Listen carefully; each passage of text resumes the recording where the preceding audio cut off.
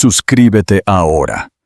Si crees que el karma corporativo siempre regresa, dale me gusta y comenta para seguir esta historia de traición y resiliencia. La demolición silenciosa. El jaque mate de la arquitecta embarazada Imino. El Olimpo corporativo. La ilusión de la invencibilidad.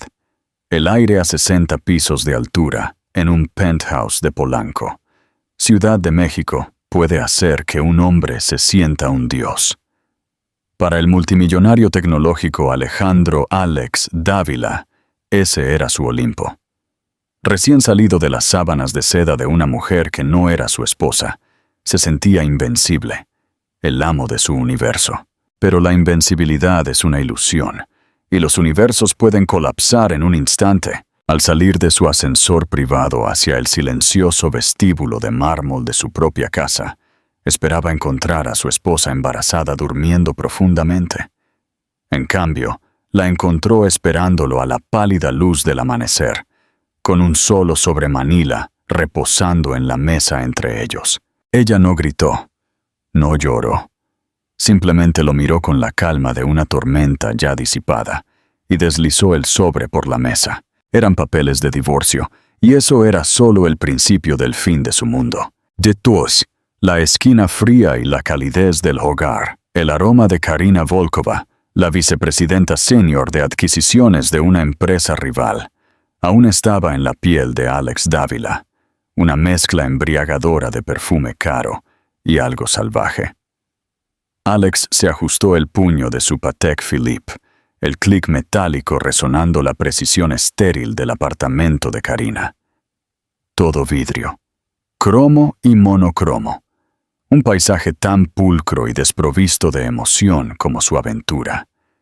Era el escape perfecto, una cámara de descompresión donde podía despojarse de la piel de esposo y futuro padre, y ser simplemente el titán de Innovaciones Dávila. Apartó un asomo de lo que podría haber sido culpa, un sentimiento que consideraba ineficiente. Amaba a su esposa, Isabela Isa del Valle.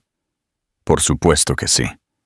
La amaba de la misma manera que amaba a su compañía, con un orgullo feroz y posesivo. Ella era hermosa, inteligente, el complemento perfecto para la vida que él había construido. Su hijo, al que ya habían llamado Patricio, era la pieza triunfal final del rompecabezas de su legado. El ascensor privado descendió silenciosamente, llevándolo de las frías alturas de su indiscreción de vuelta al calor de su vida. Las puertas se abrieron directamente en su residencia de 3 niveles, con vistas al bosque de Chapultepec. El aire aquí era diferente. Olía a pulimento de limón, a las flores frescas que Isa hacía entregar 2 veces por semana, y ligeramente a las velas de lavanda que quemaba para ayudarla a dormir. Olía a hogar. 3. El lago congelado. Pero la sala de estar no estaba a oscuras. Una única lámpara suave proyectaba un charco de luz dorada sobre el sofá italiano hecho a medida.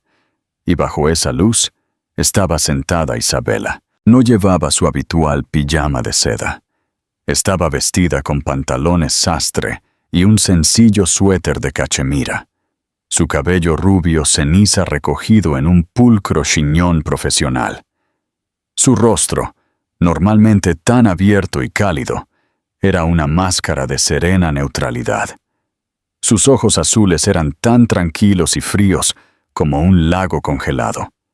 Con 7 meses de embarazo, no se veía suave o maternal. Parecía formidable. Alejandro, la voz de Isa fue un murmullo bajo. «Llegas tarde o temprano», forzó una sonrisa, quitándose la chaqueta. No podía dormir. Ella no respondió de inmediato. Su mirada siguió sus movimientos, sin perder detalle. Vio el leve pliegue en su camisa que no estaba allí cuando se fue. Vio el microscópico rastro de brillo en su cuello, una reliquia del vestido de cóctel de Karina. Vio cómo su sonrisa no llegaba a sus ojos. «Yo dormí», dijo, su voz clara, desprovista del temblor que él había esperado. Y luego desperté. Descubrí que he estado haciendo mucho eso últimamente. Despertar. Él se acercó a ella, extendió la mano para tocar su mejilla, un gesto que siempre la había calmado. Ella no se inmutó, pero tampoco se inclinó hacia su toque. Simplemente se sentó allí, permitiéndolo, y su inmovilidad fue un rechazo más potente que si le hubiera abofeteado la mano. «¿Qué pasa, cariño?», preguntó, adoptando el tono de preocupación y dulzura que usaba para cerrar acuerdos de miles de millones de dólares. Sobre la pulida mesa de café de caoba, junto a un jarrón de tulipanes blancos, había un grueso sobre Manila.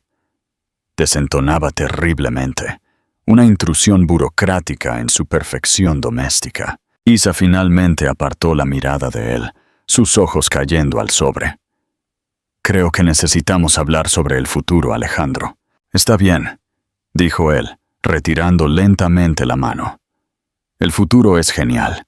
Tenemos a Patricio en camino. La nueva ala del hospital está por abrir con nuestro nombre. Innovaciones. Dávila proyecta batir récords el próximo trimestre. Listó sus triunfos como un escudo. Nuestro futuro no es un prospecto corporativo», replicó ella, con el primer indicio de acero en su voz. Levantó el sobre. «Estoy hablando de nuestro futuro, el tuyo y el mío». Lo deslizó por la mesa. Se detuvo a centímetros de su mano. «Vipo». El jaque mate. Un frío pavor, completamente desconocido, comenzó a subir por su columna vertebral. Se quedó mirando el sobre, negándose a tocarlo como si fuera una serpiente venenosa. «Isabela, ¿qué es esto?» «Es una petición de disolución matrimonial», declaró, su voz tan clara como una campana en el silencio de la sala. «He solicitado el divorcio. Esta es una copia para usted. Mi hermano presentó los documentos originales en el juzgado esta mañana. Está hecho». Divorcio. La palabra lo golpeó como un impacto físico, sacándole el aire. Era una imposibilidad. Un bug en el código de su vida perfecta. La gente como él no se divorciaba. Sus esposas se quedaban. Toleraban las indiscreciones. «No puedes hablar en serio», balbuceó, sacudiendo la cabeza. «Isabela, estás embarazada. Vamos a tener un bebé. No puedes hacerle esto a él». Por primera vez, una emoción cruzó el rostro de ella, una tristeza profunda y cansada. «No le estoy haciendo esto a él, Alejandro. Lo estoy haciendo por él», dijo, poniéndose de pie con movimientos fluidos y deliberados. «No voy a criar a mi hijo en una casa donde su madre es una tonta y su padre es un mentiroso.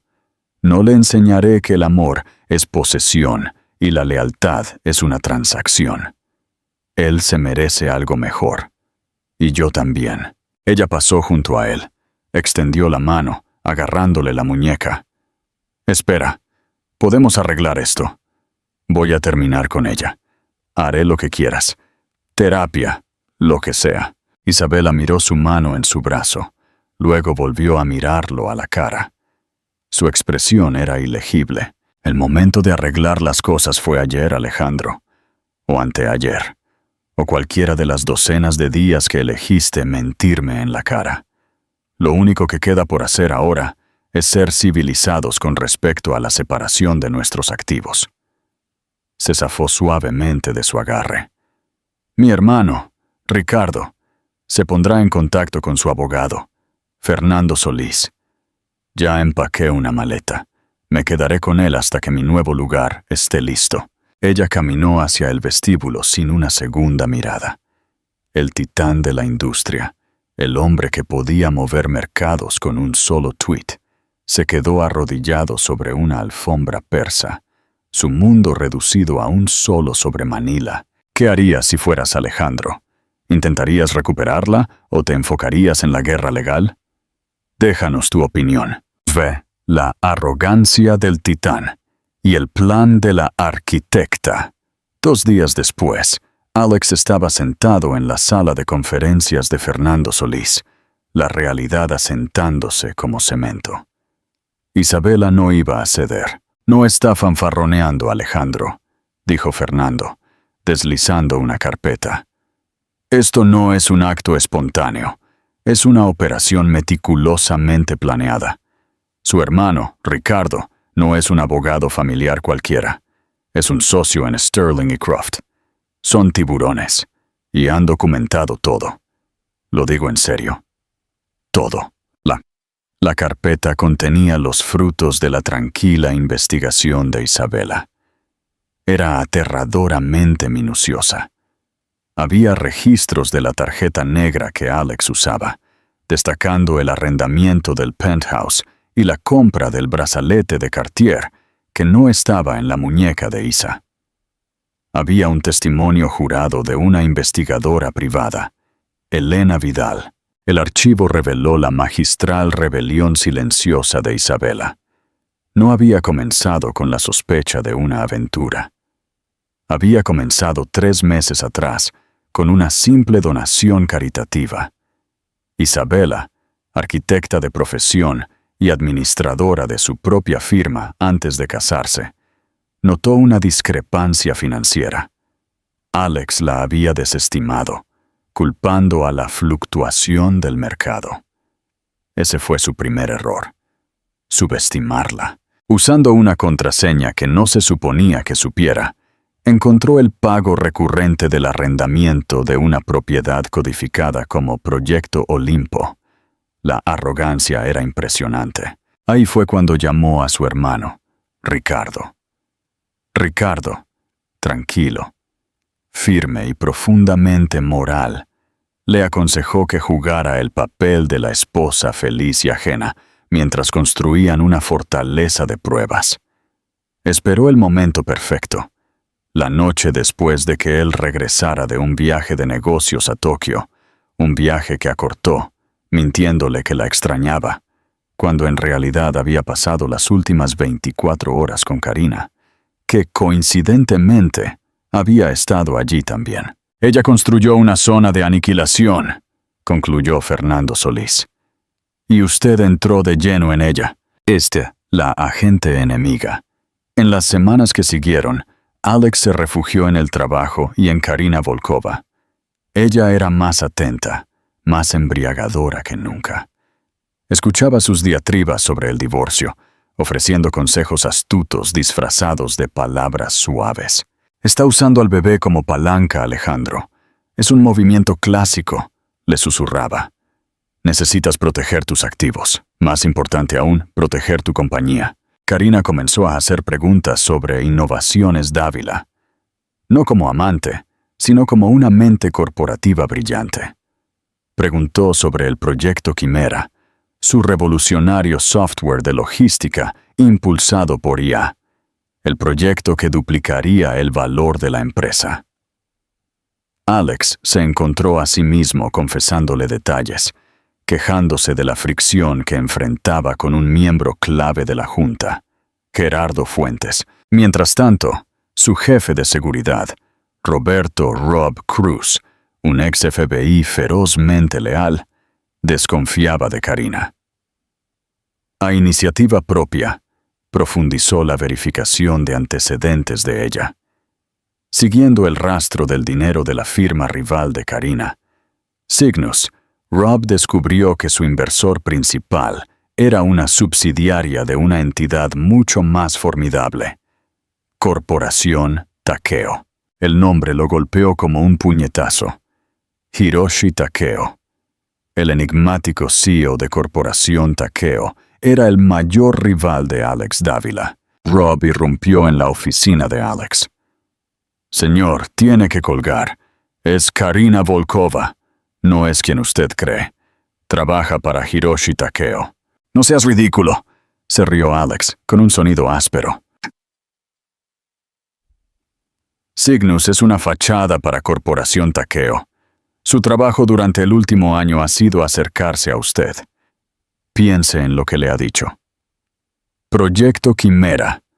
Las vulnerabilidades de la cadena de suministro. Su fricción con Gerardo Fuentes. Usted no solo ha dormido con el enemigo, le ha entregado los planos de todo su reino. El color se drenó del rostro de Alex. Había visto sus preguntas agudas como pasión intelectual. Ahora las veía como interrogatorio. Había visto su simpatía como consuelo. Ahora la veía como una táctica para explotar su vulnerabilidad emocional. Él había sido utilizado. Su aventura no fue una mera indiscreción. Fue una traición catastrófica contra su propio imperio. Dice, la guerra en dos frentes. La revelación de la traición de Karina lo lanzó a una nueva espiral. Una declaración de guerra corporativa. Alex hizo 2 llamadas. La primera fue a Fernando Solís. La estrategia de divorcio está cambiando. Ya no estamos luchando. Estamos capitulando.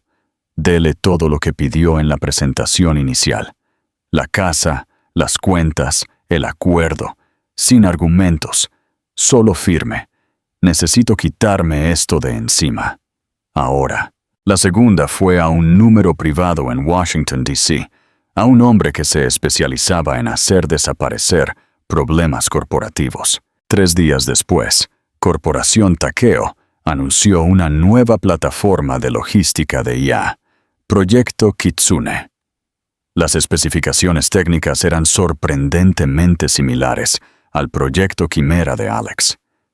Las acciones de Innovaciones Dávila cayeron un 10%. 2 días después, Takeo comenzó a cazar agresivamente a los proveedores clave de Alex. El golpe más devastador fue la oferta pública de adquisición hostil. Hiroshi Takeo hizo una oferta para adquirir Innovaciones Dávila, aprovechando la caída de las acciones y la narrativa de la inestabilidad de Alex, filtrada selectivamente a la prensa financiera. Alex se encontró atrapado. Su junta estaba en pánico. Gerardo Fuentes, su crítico más vocal, presionaba a otros miembros para que aceptaran la oferta de Takeo, argumentando que era la única forma de salvar su inversión. Vuito, el regreso de la reina destronada. La reunión de la Junta de Emergencia para votar sobre la adquisición de Takeo se celebró 2 días después. Alex estaba al frente de la mesa, mirando a los rostros que ahora lo veían como una responsabilidad. El señor Takeo busca canibalizar esta compañía por su propiedad intelectual. Contraatacó Alex con la voz ronca. Proyecto Quimera redefinirá la logística global. Vender ahora es como vender Apple el día antes de que anunciaran el iPhone. Un iPhone que su competidor ya está comercializando, replicó Fuentes. Su indiscreción personal le ha entregado nuestras joyas de la corona. Este voto es sobre el control de daños. El presidente de la Junta, Horacio Prado, se aclaró la garganta. Procederemos ahora a la votación. Todos a favor de aceptar la oferta de adquisición de Corporación Takeo. De repente, las pesadas puertas de la sala se abrieron. De pie en el umbral estaba Isabela Dávila. La sala se quedó sin aliento. Tenía 8 meses de embarazo, una visión de fuerza maternal, con un sencillo y elegante vestido azul marino. A su lado estaba su hermano, Ricardo del Valle. ¡Isabela! ¿Qué hace aquí? Gerardo Fuentes se puso de pie, enrojeciendo de ira. Tiene derecho a estar aquí, dijo Ricardo, con voz calmada. Colocó un documento sobre la mesa. Según los acuerdos prenupciales y postnupciales firmados por el señor y la señora Dávila, el 10% de las acciones fundacionales del señor Dávila se mantienen en un fideicomiso irrevocable para su descendencia matrimonial. Como tutora legal de la beneficiaria, aún no nacida, de ese fideicomiso, la señora Dávila tiene derecho a ejercer los derechos de voto de esas acciones. Un silencio atónito descendió. Alex había olvidado, en un momento de lo que consideró gran romanticismo, haber establecido el fideicomiso. Nunca imaginó que sería usado por él, o contra él. No tenía idea de lo que ella estaba a punto de hacer. Isabela caminó lentamente hacia la mesa, su presencia dominando la sala. Se dirigió a la junta. He leído la propuesta del señor Takeo y he leído la contrapropuesta de mi marido. Usó la palabra marido con precisión clínica. Ambas son defectuosas. El señor Takeo busca canibalizar esta empresa. Alejandro busca mantener un status quo que su propia conducta imprudente ha demostrado ser insostenible. Hizo una pausa. No estoy aquí para salvar a mi esposo. De hecho, estoy de acuerdo con el señor Fuentes. El liderazgo de Alejandro se ha convertido en una responsabilidad. Alex sintió que la sangre se drenaba de su rostro. Este era el golpe de gracia. Sin embargo, continuó, su voz ganando fuerza. Tampoco estoy aquí para ver cómo la compañía, que un día será el derecho de nacimiento de mi hijo, es vendida a nuestro mayor rival. Hay una tercera opción. Miró directamente a Horacio Prado. Votaré el 10% del fideicomiso en contra de la adquisición de Takeo. Sé que este voto, combinado con las acciones aún leales a Alejandro, es suficiente para bloquear la venta. Pero mi voto es condicional. Ella propuso una moción de censura contra Alejandro Dávila como CEO, que fuera destituido de su cargo con efecto inmediato. Conservaría sus acciones y el título de director de innovación, pero sin autoridad ejecutiva. En su lugar, nominó a Horacio Prado como CEO interino. Es el legado de mi hijo por el que están apostando, concluyó, su voz resonando con una autoridad moral indiscutible. No permitiré que sea destruido por buitres corporativos de afuera, ni por el ego de un hombre roto de adentro. La elección es suya, una adquisición hostil o un nuevo comienzo. Voten. La votación fue una formalidad. El trato con Takeo estaba muerto, y también el reinado de Alex como CEO. Isabela salió de la sala sin una sola mirada atrás. Había salvado la compañía de él, asegurando el futuro de su hijo. Epílogo. Esperanza, la variable desconocida. Los 6 meses que siguieron se sintieron como un lento y agonizante arrastre. Alex, el rey en el exilio, fue forzado a ser un fantasma silencioso en su propia empresa. Su nuevo título era una jaula dorada. Se dio cuenta de la aterradora verdad. Innovaciones Dávila ya no lo necesitaba. La ira se agotó, dejando solo la fría ceniza de la desesperación. Luego, un martes lluvioso de octubre, recibió un mensaje de texto de Ricardo del Valle. Contenía solo 1 hora, el nombre de un hospital y 3 palabras que destrozaron la última de sus defensas. Es una niña. No, Patricio. Una hija. Todos sus planes, sus proyecciones arrogantes para un heredero varón que continuara el nombre Dávila, se disolvieron en estática. Había construido un futuro entero alrededor de un hijo que nunca existió. Otra extensión de su propio ego. Una hija era enteramente su propia persona. Una nueva y desconocida variable. Un sollozo desgarrador lo atravesó. Se desplomó en su silla y lloró. No por su imperio perdido, sino por la profunda e irreversible pérdida de su familia, por los años que había desperdiciado, y por una niña, a quien había ofendido antes de que diera su primer aliento. Ese colapso fue un bautismo. El hombre que se levantó no era el mismo que había caído. 2 meses después, se encontró de pie en los escalones de una hermosa casa, en una parte de la ciudad que rara vez visitaba. Isabela abrió la puerta. Se veía cansada, pero una serenidad profunda e inquebrantable irradiaba de ella. La maternidad la había fortificado. En un Moisés, bañada por la suave luz de la tarde, su hija dormía. Se acercó con la reverencia de un hombre entrando en un lugar sagrado. Ella era un remolino de piel rosada, cabello oscuro y rasgos delicados. Él extendió un dedo vacilante. Sus diminutos dedos se curvaron instintivamente alrededor del suyo. En ese momento, el mundo entero se desvaneció. Su nombre es Esperanza Ginebra, dijo Isabela suavemente a sus espaldas. El nombre era un golpe final y devastador para su antiguo yo. Era todo lo que él había perdido y todo lo que ella había logrado construir a partir de las ruinas. Es hermosa, susurró él. Al irse, Alex se giró hacia Isabela, sus ojos llenos de un arrepentimiento tan profundo que era casi físico.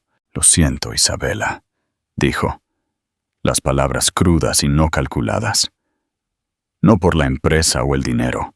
Lo siento por nosotros, por ti, por estar tan ciego, por no ver lo que tenía hasta que estaba diseñando mi demolición desde el otro lado de la habitación. Una pequeña y triste sonrisa tocó los labios de ella.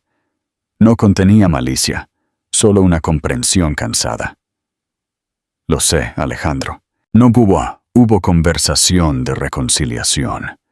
El amor que una vez compartieron fue una víctima de su guerra consigo mismo, una cosa delicada que no podía reconstruirse. Pero al quedarse allí, se dio cuenta de que esto no era un final. Era el comienzo de otra cosa. Más tranquilo, más humilde. Había perdido su reino, su reina y su corona. Pero en las ruinas, viendo el suave ascenso y descenso del pecho de su hija, finalmente lo entendió. El activo más valioso que jamás había poseído no era una empresa forjada a su propia imagen. Era una familia, y pasaría el resto de su vida, paciente y silenciosamente, tratando de ganarse el derecho a ser una pequeña parte de esta nueva. Pregunta para la audiencia. El movimiento de Isabela en la sala de juntas fue un momento de máximo empoderamiento o una venganza fríamente calculada. ¿Y el nacimiento de Esperanza fue su castigo final o su única oportunidad de redención? Únete a nuestra comunidad. Si crees que la verdadera fuerza radica en la sabiduría y no en el dinero, dale me gusta y comparte este video. Pierno del exilio y la búsqueda de un propósito. Los 6 meses que siguieron al nacimiento de Esperanza fueron el verdadero infierno para Alejandro Dávila. Su título de director de innovación era una burla cruel. Era un fantasma en su propia empresa, despojado de poder por la fría eficiencia del CEO interino, Horacio Prado. Se aferró a su humilde derecho de visita, cada viernes por la tarde, a la casa de Isabela. Su vida se redujo a 3 objetivos: trabajar. Dejó la fachada corporativa.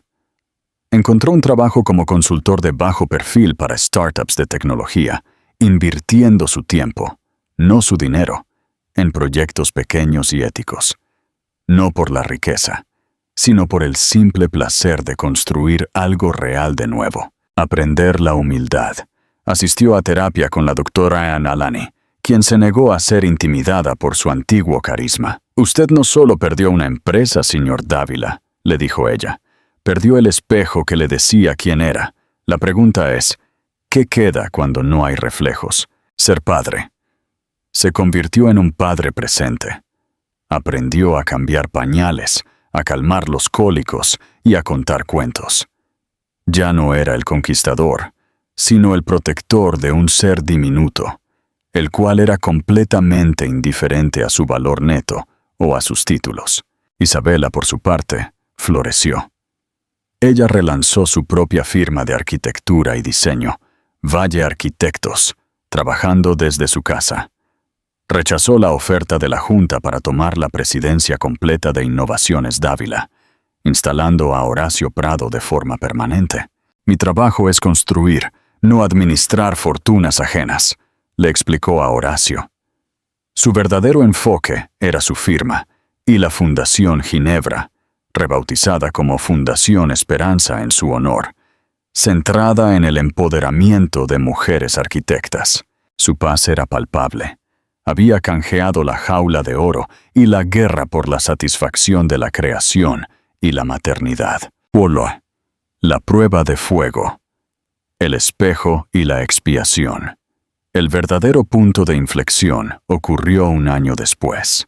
Alejandro había hecho grandes avances.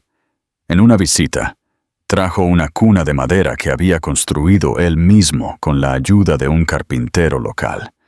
Ya no había regalos caros, solo tiempo y esfuerzo.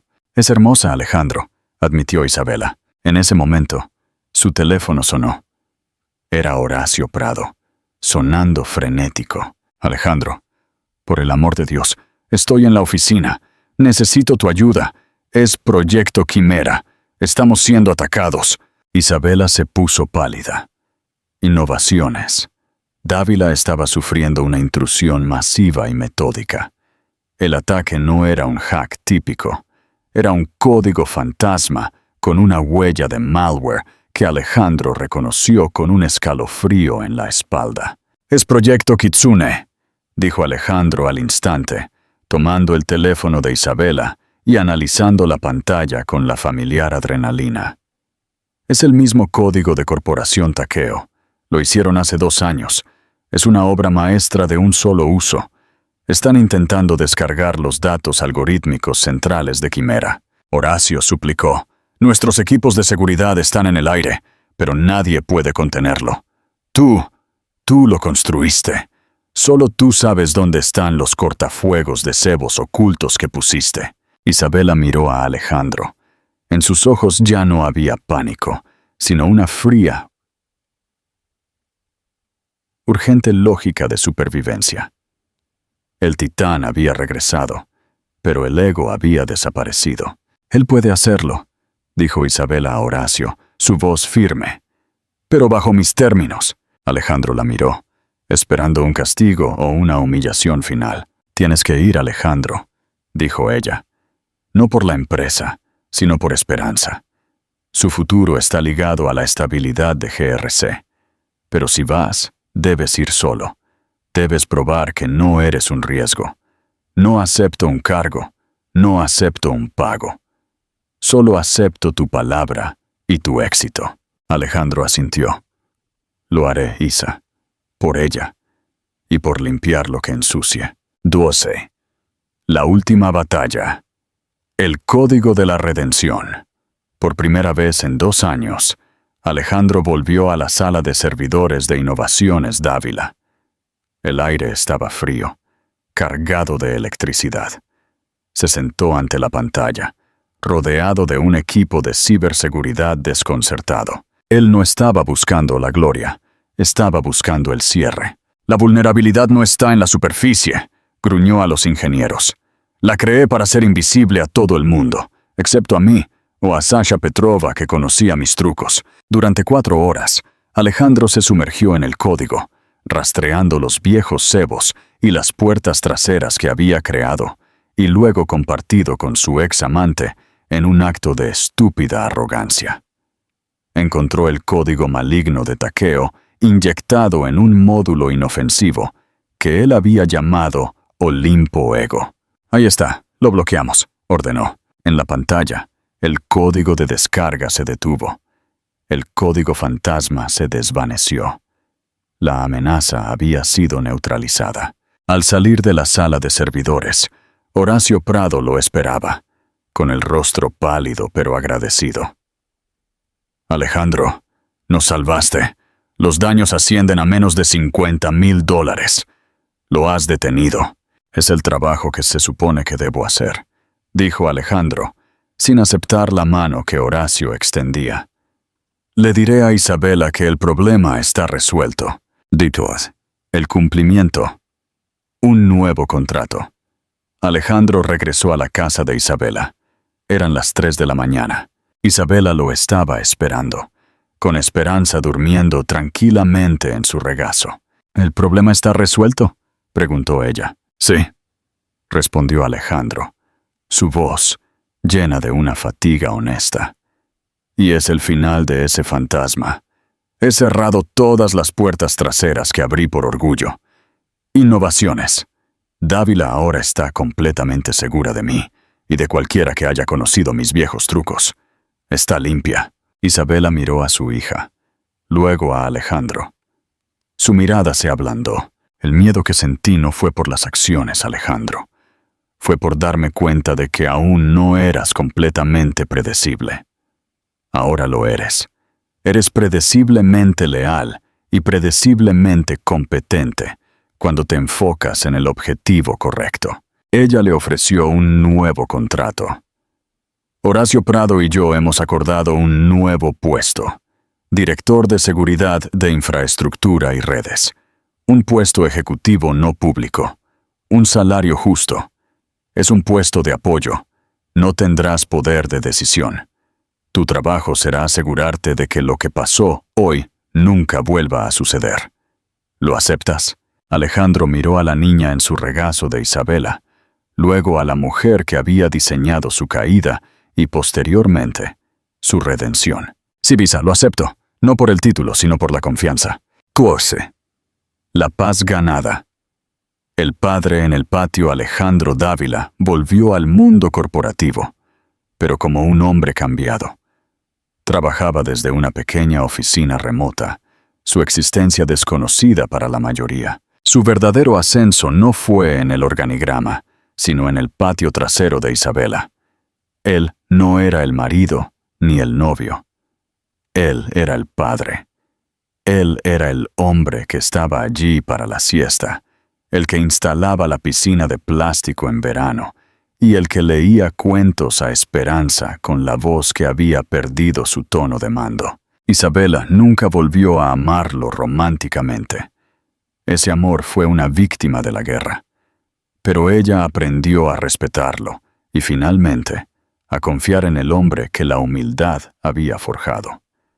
Había ganado un socio confiable en la crianza de su hija. Alejandro nunca recuperó su reino, ni su corona. Pero en el corazón de su hija y en la tranquila aceptación de su nueva vida, encontró la única victoria que importaba. La paz que había estado buscando en la cima del Olimpo. Estaba esperándolo en el suelo, entre los juguetes y los cuentos de su hija. Reflexión final y llamada a la acción. ¿Crees que el perdón es necesario para la redención? ¿O la simple acción y el cumplimiento del deber son suficientes? ¿Isabela finalmente perdonó a Alejandro o simplemente lo integró en su nuevo diseño de vida? Haz clic en me gusta y suscríbete. Únete a nuestra comunidad para más historias de poder, transformación y el verdadero precio del éxito. No te pierdas esta tensión. ¿El respeto se convertirá en algo más? Dale me gusta y comenta para ver cómo se desarrolla este drama de oficina. La suave sombra del aliado. El precio de la confianza 15. La amenaza silenciosa. El aliado y el corazón. La vida de Isabela del Valle se había asentado en un ritmo de éxito y satisfacción. Su firma de arquitectura prosperaba y, con Alejandro trabajando discretamente como director de seguridad de infraestructura en Innovaciones, Dávila, el pilar financiero de su hija era inexpugnable. Sin embargo, en el ámbito personal, la quietud se sentía un poco demasiado plana. El espacio de su vida que solía ocupar la pasión y el conflicto, ahora estaba lleno de la compañía constante y reconfortante de Marcos de la Riva. Marcos, el CEO de Tecnoaura y su aliado en la caída de Alejandro, había sido una roca para ella. Él no solo la había apoyado profesionalmente, había estado allí para el nacimiento de Esperanza, la había ayudado a mudarse y era el padrino oficial de su hija. La relación había pasado de ser una alianza de guerra a una amistad profunda. Compartían cenas en casa, debatían sobre el futuro de la IA y se reían de las travesuras de Esperanza. La prensa ya había comenzado a especular sobre un romance, algo que Isabela siempre negaba. Una noche, en el balcón de Isabela, Marcos finalmente abordó el tema, con la torre Dávila brillando en la distancia. «Isa», dijo, su voz profunda, Hace 7 años, la razón por la que te ayudé fue porque te respetaba. Te respeto aún más ahora, pero el respeto se ha convertido en algo más. ¿Hay espacio en tu vida, ahora que la guerra ha terminado, para algo nuevo? Isabela sintió que su corazón latía por primera vez en años. Marcos era todo lo que ella debería querer. Inteligente, ético, sin ego, y la había amado incluso antes de saber que ella era una heredera. «Marcos», susurró ella, «la guerra se llevó algo de mí que no sé si puedo recuperar. El amor me hizo vulnerable, y me costó todo. Entonces déjame ser tu fortaleza», suplicó él. «No el hombre que te hace vulnerable, sino el que te da la paz para ser tú misma». En ese momento, la tensión entre el respeto y el deseo se hizo casi insoportable. Pregunta interactiva. Si fueras Isabela, ¿elegirías la estabilidad, el respeto y la confianza de Marcos, o te abstendrías de amar por miedo a la vulnerabilidad? Comenta tu elección. El encuentro en el pasillo. El chofer y el monstruo. Mientras el corazón de Isabela luchaba con el futuro, el pasado de Alejandro regresó con una fuerza aterradora. El trabajo de Alejandro como director de seguridad era silencioso y se hacía desde una oficina remota. Sin embargo, una vez al mes, debía ir a la sede central de Innovaciones Dávila para revisar los informes de auditoría. Un día, mientras salía de su reunión, se encontró en el ascensor privado con 2 personas, Horacio Prado y Karina Volkova, su antigua amante y espía corporativa. Karina, habiéndose recuperado del fracaso del proyecto Kitsune, había logrado ascender aún más en la corporación Takeo. Estaba de vuelta en GRC, pero ahora como parte de un acuerdo de asociación estratégico de alto nivel entre Takeo y Dávila, una alianza que Horacio Prado había orquestado para estabilizar el mercado. Karina no reconoció a Alejandro de inmediato en su traje discreto y sin el aura de poder. «La seguridad es la prioridad, Karina», decía Horacio, riendo. «Hemos contratado a un genio anónimo, el hombre que detuvo su ataque fantasma hace 2 años. Nunca lo verá. Es un fantasma en el sistema». Karina asintió, con la frialdad de siempre. Ella finalmente miró a Alejandro, quien se movió para dejar espacio para Horacio.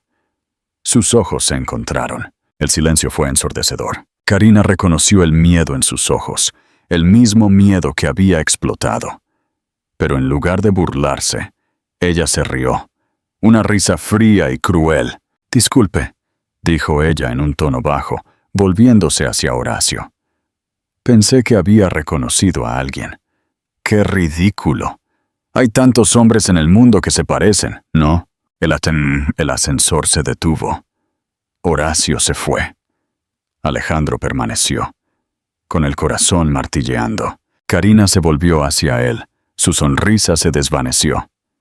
«Alejandro, un placer verte». «Oh, más bien, no verte. Escuché que te degradaron al anonimato. Pero es lo mejor, ¿no? Siempre fuiste un mejor técnico que un líder. Y siempre fuiste mejor en las sombras que en el centro de atención. Mi trabajo fue simplemente reubicar tu potencial». Ella levantó la mano, acariciando su rostro con un dedo enguantado. «Dile a la arquitecta que el destino no siempre permite que los viejos enemigos permanezcan separados. La corporación Takeo y yo hemos vuelto, y esta vez somos socios de Dávila. Dile que se prepare, porque la próxima vez no jugaré con su esposo. Jugaré con su junta». Alejandro sintió que la vieja ira surgía, pero se calmó. No era por su ego, era por el nuevo contrato que tenía. Proteger a su hija. 17. El nuevo desafío. Un espía en el templo. Alejandro salió de la Torre Dávila. Ya no era un rey destronado, era un agente encubierto. Llamó a Isabela inmediatamente. Ella estaba en casa, planeando un nuevo diseño para un parque infantil. «Arisa, Karina Volkova está de vuelta. Ella es la nueva socio estratégico de Takeo, y está adentro. Me reconoció, y me dio un mensaje. Ella planea atacar a la Junta, no a la red. Isabela se puso de pie. Su expresión se endureció. ¿Qué dijo exactamente? Ella dijo que el destino no permite que los viejos enemigos se separen, y que la próxima vez jugará con tu Junta. Ella te está desafiando, Isa. Está jugando el juego del ego, sabiendo que tú lo rechazas. Isabela se calmó. Ella analizó la situación, viendo el tablero de ajedrez corporativo.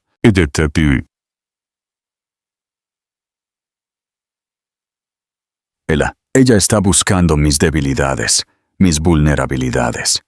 Ella piensa que mi debilidad es la lealtad a Horacio Prado, el CEO interino, o la moralidad de mi hermano, Ricardo. Alejandro, ahora pensando como un estratega, no como un ego, replicó: tu debilidad no es Ricardo ni Horacio. Es tu confianza en que la gente sigue las reglas cuando la puerta está cerrada. Karina no atacará a GRC, atacará a Valle Arquitectos. Tú eres el centro de tu poder. Si te derriba a ti, GRC se desmoronará. Isabela lo miró, a través del teléfono. En el hombre que era ahora, vio al estratega brillante que siempre había sido. Pero ahora, ese talento estaba dedicado a protegerla. Tienes razón, dijo ella. Mi firma está creciendo demasiado rápido. Es vulnerable. Necesito un experto en seguridad que revise cada contrato, cada software, cada cliente, para encontrar el caballo de Troya que Karina enviará. Yo lo haré, dijo Alejandro, sin dudarlo. No puedo hacerlo desde GRC, pero puedo hacerlo por ti. Gratis. Es parte de mi contrato. El contrato que hice con Esperanza. Isabela sonrió, una sonrisa pequeña, fría y evaluadora. De acuerdo, Alejandro, pero este trabajo es diferente. Estarás en mi casa, en mi oficina. Estarás en el círculo íntimo de mi vida personal. ¿Puedes manejar eso? ¿Puedes ver a Marcos de la Riva aquí y mantener tu enfoque? Alejandro respiró hondo. El verdadero desafío no era el código de Karina, sino la sombra de Marcos. Yo soy el director de seguridad de la infraestructura de Dávila, Isa. Puedo manejar la infraestructura de tu vida. La amenaza de Karina es real. No fallaré de nuevo. Vietuento. La reina y el caballero de la seguridad. El plan se puso en marcha. Alejandro comenzó a trabajar en la oficina de Isabela, un espacio diseñado por ella lleno de planos de arte y maquetas arquitectónicas. Su presencia fue una perturbación en el hogar. Marcos de la Riva lo recibió con una frialdad profesional. Marcos vio a Alejandro como una amenaza de la que Isabela no se había librado, un recordatorio del pasado tóxico. El drama se instaló. La CEO, el aliado ético, y el guardaespaldas redimido, todos orbitando alrededor de Esperanza. Celestina trabajaba incansablemente, buscando la grieta que Karina explotaría. Karina no es una tramposa cualquiera, le dijo Alejandro a Isabela una tarde. Ella es como yo, pero sin moral. Ella usará el dinero y el placer para encontrar la falla. Necesitamos predecir su deseo, no su código. El trabajo los acercó de una manera que la crianza compartida nunca lo hizo. Había una intensidad intelectual, una confianza en la batalla que era adictiva. Isabela y Alejandro volvieron a debatir hasta la madrugada, analizando las vulnerabilidades de la firma. Marcos observó la dinámica con creciente preocupación. Vio la electricidad entre ellos.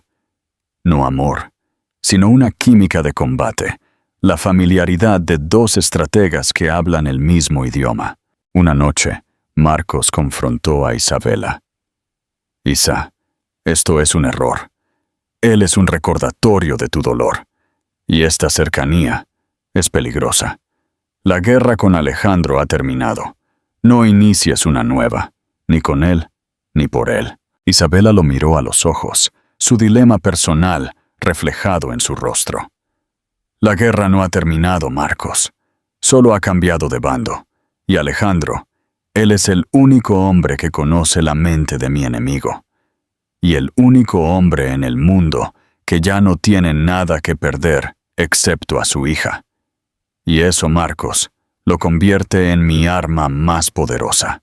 Llamada a la acción final. ¿Qué es más peligroso para Isabela?